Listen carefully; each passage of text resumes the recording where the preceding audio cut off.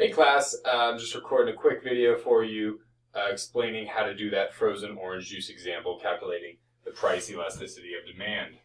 So let's go right ahead and jump right in. So first of all, we're going to go ahead and do our supply and demand graph with our equilibrium price and our equilibrium quantity.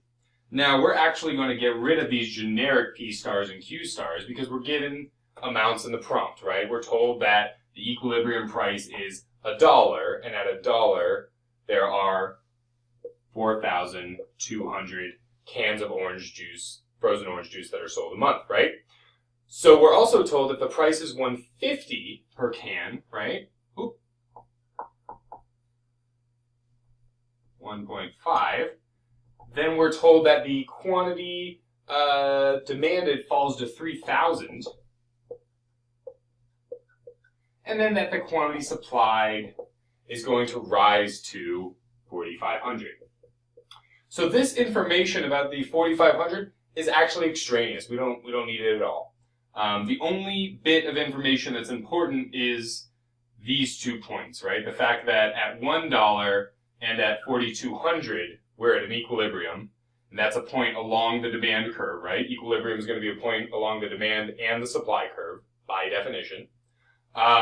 And then also the point at 3,000 and 1.5, right? So between these 2 points, we're going to be able to calculate the elasticity of the demand curve for orange juice, right? For frozen OJ. All right, so we're going to use those 2 points. So our first point, our initial point, right, that's going to be the equilibrium. So that's going to be 4,200 cans and $1. And then our new, right, our new point that we have here at $1.50 is going to be 3,000 cans demanded, right? As the price increases, we demand less of stuff. Law of demand. All right, so what are we going to do now? Well, it asks for the elasticity. So in order to get the elasticity, we're going to use our elasticity formula, which is the percentage change in the quantity demanded divided by the percentage change in the price. So what's this percentage change in quantity demanded?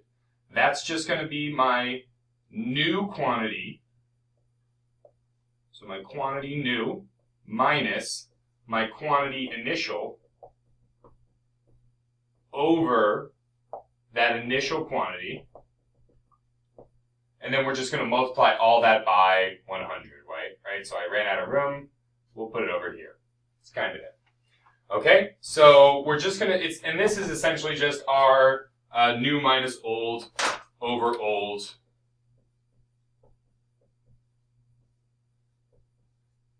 formula, right, that we've used in a lot of different classes in terms of getting the percentage change. All right, so we're going to do that for both the quantity demanded and for the price. All right, so for the quantity demanded, the new quantity demanded is 3,000. The old quantity demanded is 4,200. We're going to divide that by the old quantity demanded, and then we're going to multiply all that by 100. All right? Now, we're not done yet. That's just the numerator part of it, right? Now we need to do the same kind of process for price. So what's the new price? 1.5 minus the old price, which is just 1, all over 1 times 100. And now we're done. So by calculating these amounts out, right, which we can do pretty easily with our calculators,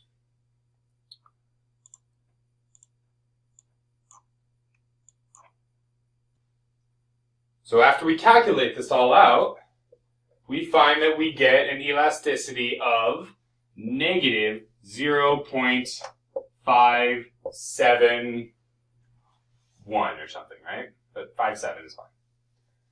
All right. Now, why is this negative? So it's negative because we're dealing with an elasticity of demand. So kind of the raw number there should be negative. If it's not, we probably made a mistake. But also keep in mind, I made an error here earlier, right? When we were defining the elasticity, it's actually the absolute value, right? So there's absolute value bars around all of this.